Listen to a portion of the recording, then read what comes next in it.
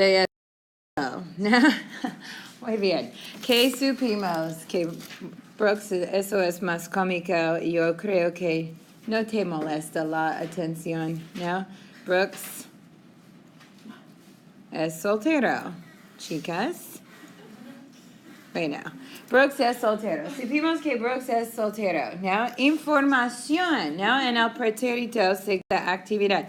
So, bueno, para resumir, saber means to know, and remember, en el pasado se presentaron saber with conocer, and you compare the uses of saber and conocer in the present tense, and those two verbs change meaning in the preterite, actually, so it's even more complex.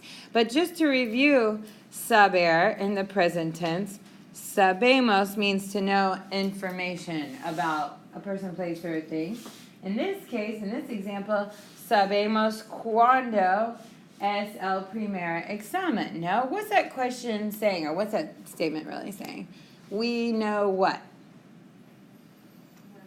When the first test is. Chicos, sí or no? ¿Sabemos cuándo es el primer examen? Sí, ¿cuándo es el primer examen? Septiembre. Muy bien, Phoebe. Pero exactamente cuándo. ¿Qué fecha? ¿Cuál es la fecha? El 12. Muy bien. El 12. So, chicos, no sabemos cuándo es el primer examen. El 12 de septiembre. Ahora sí, ahora sabemos. Bueno, en cambio, en el pretérito, supimos que Brooks es soltero y Marisa está divorciada.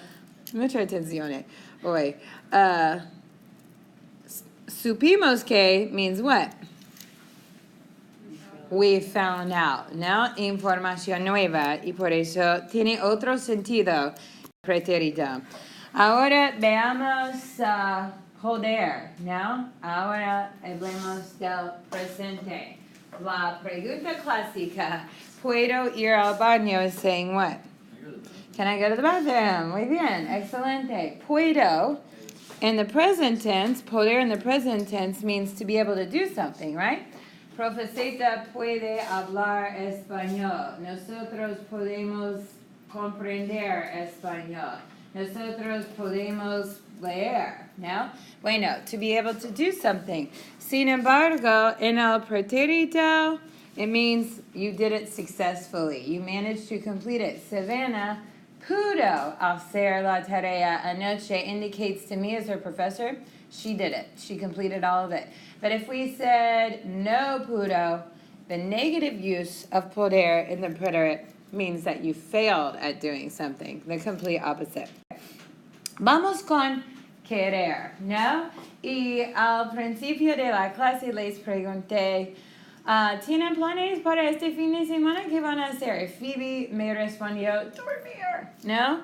Phoebe quiere dormir. ¿Cómo se dice quiere or quiero dormir in inglés? To want. I want to sleep. Quiero dormir. No? And el presente means to want. And actually, nadie. No one confessed to having attempted to make a cake recently, which I know is kind of random. I was just trying to apply vocab with the concept at hand. But when we use querer in the past, it doesn't mean to want in the preterite. Next chapter, we're going to learn how to use to express wanting in the past and the imperfect, a different tense. But when we use it in the preterite, the affirmative use, tried, is the use of quiso, but refused. The negative use of quiso means refused to. And you know how I learned this? Honestly, I hired a Mexican to be my nanny for my first baby. I specifically sought out somebody who didn't speak English. And I found this wonderful Mexican lady, a mother. Why is that so funny? I wanted a Latin American nanny. I wanted a Spanish-speaking nanny, a native speaker. So I found a lady from Mexico, Durango, Mexico, who moved here with her children and her husband. I think her first son was born in Mexico, but then they moved to the United States. She's lived here for like 20 years, didn't speak any English. And I deliberately wanted someone not to speak English. Why? Because even though I speak Spanish and my husband understands some Spanish, I wanted my baby to be around full native Spanish all day long while I was at work. And every day I'd come home and I'd be like, Carlitos, what did he do? You know, we talk in Spanish about what he did that day, blah, blah, blah. And every single day, Carlitos was a bad eater as a baby. He's getting better now. He's almost 5.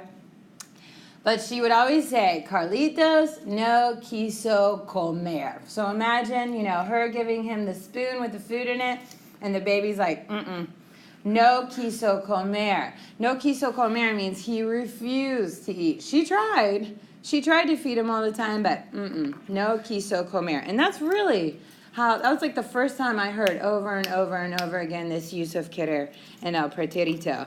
Now Carlitos understands a little Spanish. He had her for 2 years, and then I hired a Colombian to watch both of them when I had my second baby. So they had Spanish, native Spanish, for like their first 2 years of life. And apparently if you're exposed to a language before you turn 3, whatever language is, 2, 3, 4 languages, that is what really distinguishes or really defines the term bilingual. So even though I'm proficient in Spanish, technically speaking, I'm definitely not bilingual. I'm 100% not bilingual. My kids aren't really bilingual because we haven't maintained Spanish. I mean, I've tried. But that exposure, at least when they were little, will hopefully help them, you know, along the road. Because we all know, I mean, all of y'all sitting in here, even me, we all wish somebody spoke Spanish to us when we were growing up. Because if so, you wouldn't be here. And obviously, you'd be speaking it much more proficiently, which would be super competitive professionally. Okay, moving on. Conocer. So I talked about saber and conocer. To know information, saber. Remember, conocer, when it was presented to you, means to be familiar with a person, place, or thing. So in this context, I have Profesita conoce bien a sus, that should be sus colegas de los estudios hispanos en College of Charleston. ¿Por qué? Porque llevo 10 años enseñando en español aquí a College of Charleston. Entonces, yo conozco muy bien mis colegas. So what's this saying here? Well, how's conocer being used in the present tense here? Saying she knows her colleagues well, right? Meaning familiarity. Sin embargo, remember the first day of class, Profesita conoció a su esposo en Costa Rica en 2002. So what's that saying? That how's conocer being used in that example? She what? Met. Exactly. Nosotros nos conocimos la semana pasada. We met. That's the word for to meet someone in español. In the preterite tense, you use conocer. Oh, yo te conocí el año pasado, por ejemplo. Un poquitito diferente. All right, chicos, presente o preterito. Ustedes van a indicar con el pulgar hacia arriba, presente, preterito hacia abajo, para que todos puedan participar. ¿No? Conocer. Conoce o conoció. Indican con los pulgares. Conoce o conoció. Vamos a ver. Magnífico, conoció. Now acabamos de hacer este ejemplo. She met. Más difícil. Quiere o quiso. Quiere. A ver, indican con los pulgares. Quiere o quiso. Bueno, chicos, en este contexto, quiso, porque tenemos la referencia al pasado en el primer lugar, y también Hillary Clinton quiso ser is indicating what? She tried. But when we use it like that, that means, you know, do it. Puede, let's see, let's change this from mi abuelo to Beyoncé. Sí, ¿por qué no? Más interesante, ¿no? Me gusta Beyoncé. Me encanta. Beyoncé puede o pudo, indican con los pulgares. No hablen. Muy bien, chicos, puede. No puede, porque Beyoncé está viva, no está muerta, y nosotros sabemos that she's sing well. Okay, ¿sabes o supiste.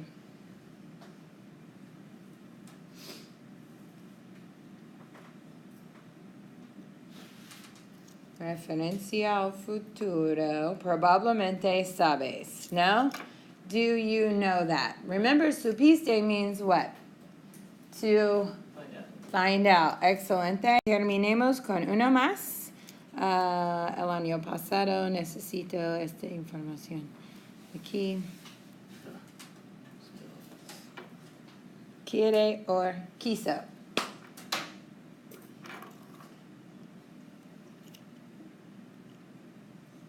Con esta referencia aquí, el año pasado tiene que ser quiso, no?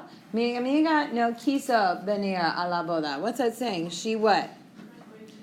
Yeah, she refused. She's like, totally not going. Okay, refused. No quiso. Okay, bueno, chicos, vamos.